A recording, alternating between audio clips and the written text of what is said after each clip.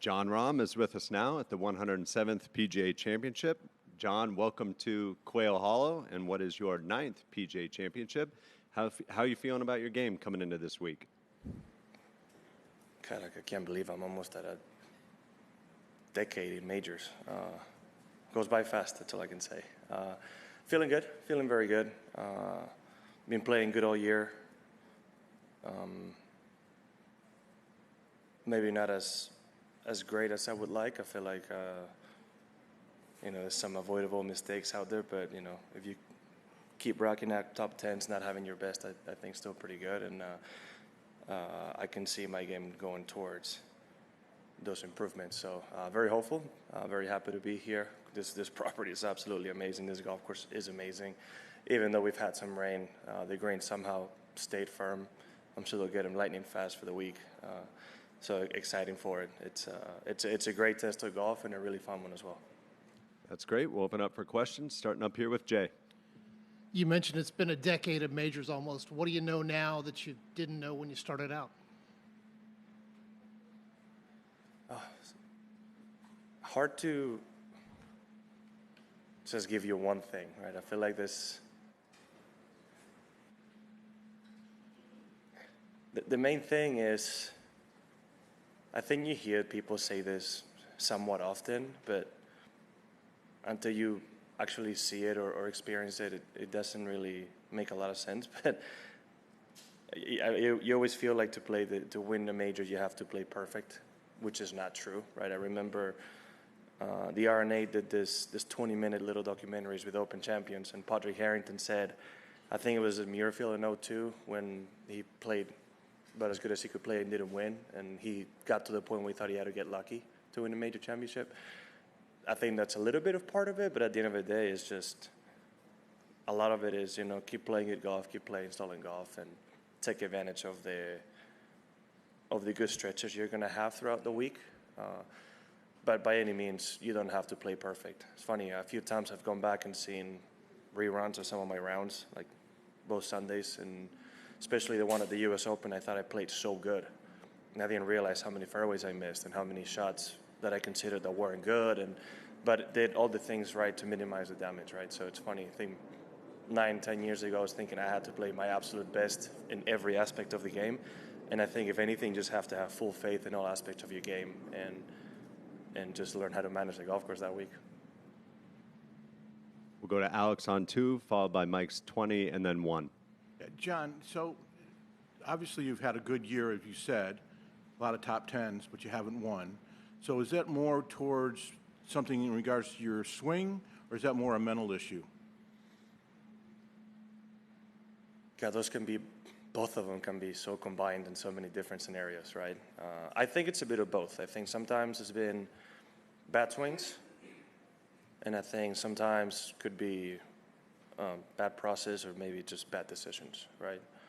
So I can't say overall it's been one or the other. It's just mistakes that either way can be avoided, because at the end of the day, any bad swing essentially comes from possibly a bad mindset at the moment, right? So it's a hard question to answer definitively. So just to get into coming here then, what is it, if you were working on anything, what would it be that you're working on to try to be successful this week?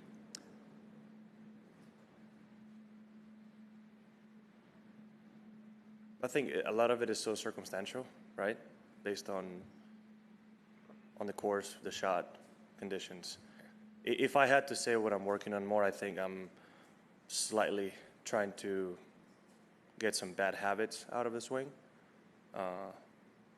But again, I'm seeing the progress on it and how much better it's feeling every day. So if I have to put more thought in one right now, it would be more on the swing. Not that as much though. I mean, Dave always likes to say that he has to find about 40 different ways to tell me the same 3 things about my swing, because it's usually fairly consistent. So it's just sometimes a different way of hearing and feeling something to accomplish the same thing.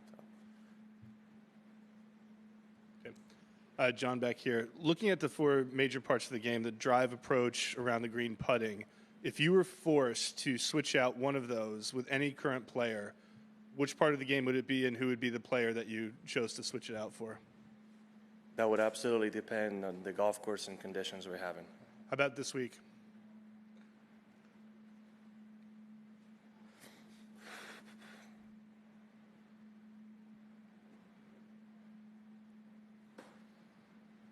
Oh, my God. Based on the success he's had here, you almost have to go with some part of Rory's game, right? He's done incredible here, and it's because he's good at everything, obviously. I mean, I think the obvious answer for a lot of people probably would say he's driving on this golf course, but I think as a pretty good driver myself, I'm going to choose how well he's been able to putt on those greens. I would also say if I have to go with somebody else that maybe is statistically a better putter, it's hard to go with somebody other than Xander, especially in recent years. I mean, I can rifle off about 10 different players, Scotty's iron game, or quite a few guys about their wedge game. But if I have to go pick one, just because he's done so well here, I'm going to say that how well Rory has done here, maybe on the greens and around the greens. If I can follow up and say, what if that scenario was for your career? So even though it changes course to course, you just pick one and you ride with it every tournament. My career? No, I'm saying if you had to answer that question for everything, Okay. You just have to take it everywhere.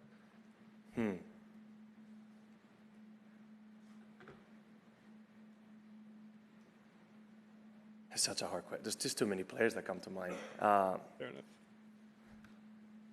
At this point, obviously, you have to go with all-time greats, right? You got to think of Jack, Ben Hogan, Tiger. And for me, it's hard to go away from Tiger. So if it's not somebody like Phil or Seve, short game and shot creation, it would be not that Tiger's short in that category. It has to be Tiger's putting.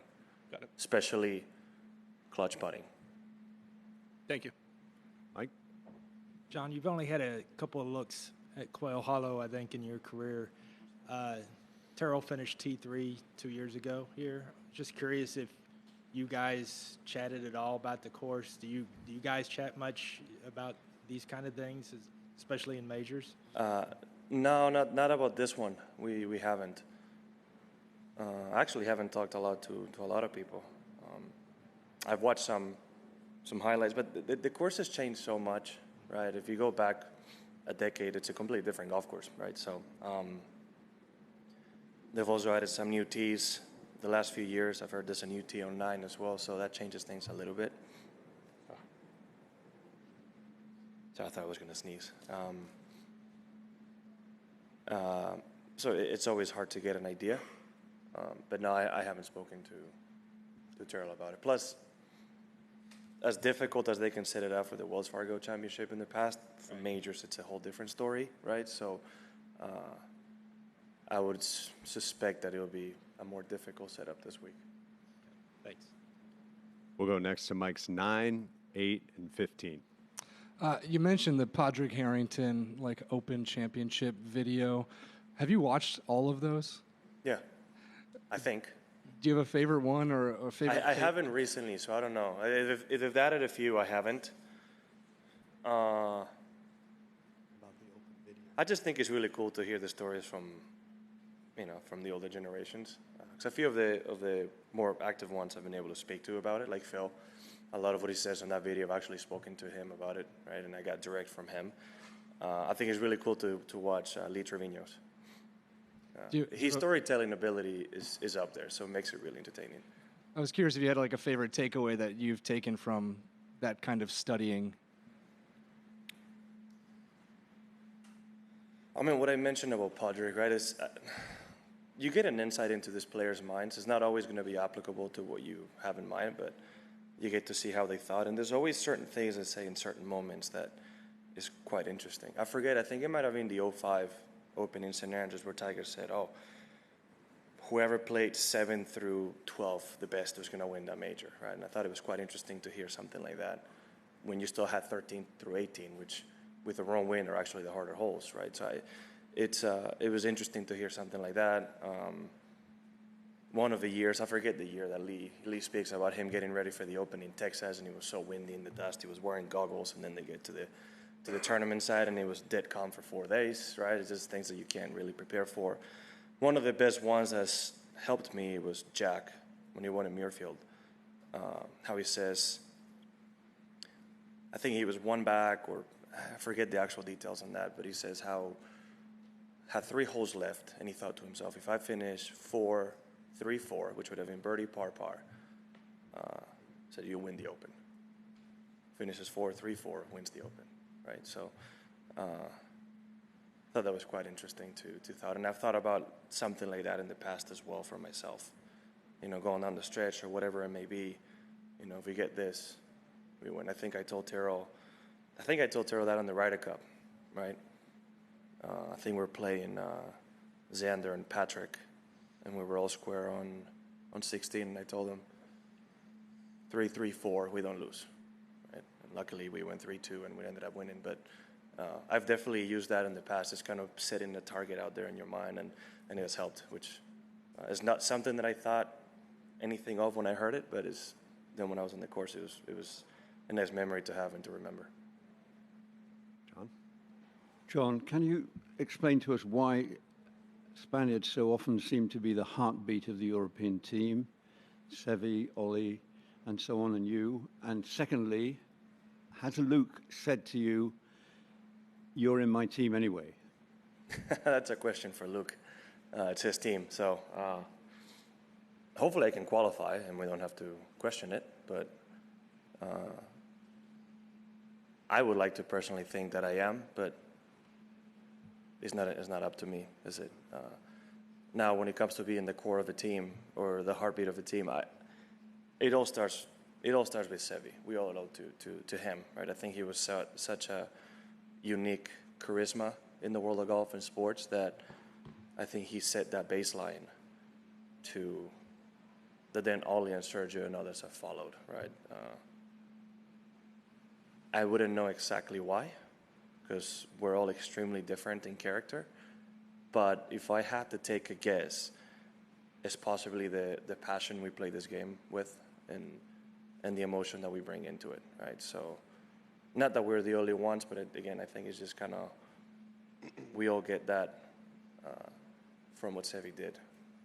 Can I just pick up on the first answer? You said that's a question for Luke, but my question was to you. I know. Has he said to you, don't worry, you're in effect? And you're going to have to ask Luke that same question. It's not up to me to say. So you won't tell me whether he has? I'm not going to say anything about that, no. Again, that's a question for Luke, the captain. Thank you. Keep trying, John. You almost have him. Up to Dan. Over here. There's a lot of talk about career Grand Slams with Rory having done it. Jordan's got a chance this week. In your 20s, you got halfway there. Is that something that you think about? Is that a goal that you have? Yeah, of course. I mean, only, 6 people now in history that have been able to do it? Yeah. I mean, I would love to do it. Obviously, it's not easy. And I think, obviously, it would be a lot more in my mind if I were to win a third different one, kind of like Jordan has been able to do. But as in right now, if I ever had a thought, I would focus more on quantity of majors rather than which ones, right? Obviously. In the sense of, let's say I never achieve it, I'd rather have a situation like Sir Nick Faldo where he has 6 of 2 of them instead of having maybe 3 different ones, right? If that makes any sense. So now if we get all 4 of them, even if you won each one once, I think it's so significant that you might take that over 6, right? So, but as in right now, I'd rather just think more about number 3, and if it happens to be the Open or the PGA, then I'll focus on a possible Grand Slam. But as in right now, I don't want to think about it too much. But yeah, of course, I think it's a goal of all of us who play the game. And then you've spent so much time around Rory on tour in Ryder Cups. Did you ever doubt that he was going to do it? Nah. To be honest, if that Masters in 11 had gone his way, I think he would have achieved so much more than he has already. I think it's been a very difficult hurdle to overcome. And you could see his emotion towards the end just because his real first chance to win a major, how it went down. I understand he won the U.S. Open shortly after by a record margin, but that was every time he went to Augusta, that was in his mind. And it's funny to me, when you see Rory's game, every time I went down to Augusta National, I'm like, if there's ever a golf course that is perfect for this man, who can hit a high draw on command better than anybody else, has great hands and great touch, is him, right? And he's had so many chances. It's never easy. It's never difficult. And I would not be one bit surprised if this lifted a weight off his shoulder that could get him going on another run, right? A bit like Xander did last year, wins one and gets another one, gets in contention many times, like Scotty and many other players have done, right? So a player of his caliber, you never know. Doug? John, given the high skill set you have in this game, this is the one major that you really haven't, given yourself a good chance within the last back nine. Is that just, do you think, coincidence? And secondly, does this major require or ask anything of you differently than the other three? I'm aware it's been probably the one haven't been my best at. I think my best finish was Belle Reve, I think. And I think it's possibly because of the versatility and variability of this event. Like when you go to Augusta, you know what you're getting. Same course every year too. The U.S. Open, 9 out of 10 times you know what you're getting depending on weather. And same at the Open, right? It'll be firmer or less, but you know what you're getting. Is this championship that would change venues and drastically change the way they set it up? Like the way a Southern Hills might play to the way this week might play to the way a Bethpage might play. They're all drastically different, right? So it's possibly the difference, which is more about, okay, your game needs to be at a very high level as opposed to possibly the other three that you can adjust a little bit more knowing what's coming. At that point, that's just a bit speculation. I think it's just more coincidence that I haven't played good. So in a way, the fact that this major doesn't really have an identity is its identity. Yeah, I mean, you get different things every time you come, right? It's very difficult to say that two of them were the same. You can have some where you go into a playoff at 5 under, and then last year where 21 under wins it, right? And then a Whistling Straits, 20 was it? What did he shoot? 19, 18? 18 under, right? No, he got 20. He got to 20, yeah, he got to 20. Yeah, because Jordan was 17. So Jason got to 20 at Whistling Straits, which even in Ryder Cup setup, I wouldn't in a million years think anybody would get to 20 under there. So it's quite interesting. And then you have a Bethpage where it's single digits again, right? So is that change? U.S. Opens, for the most part, you know what you're getting, right? And so on. So it definitely has a character of having that different character each time you come. We'll wrap things up right here with Juan. Ok, John, en español. Estás hablando de una década de majors, ¿no? Casi una década de majors. Casi, sí. 2017, Quail Hollow, me acuerdo, mucha pasión, alguna frustración, mucho aprendizaje. ¿Qué te acuerdas de Jugué fatal esa semana. A ver, pasé el corte, pero jugué fatal. Mucho calor, muy difícil. Un campo muy, muy difícil, largo.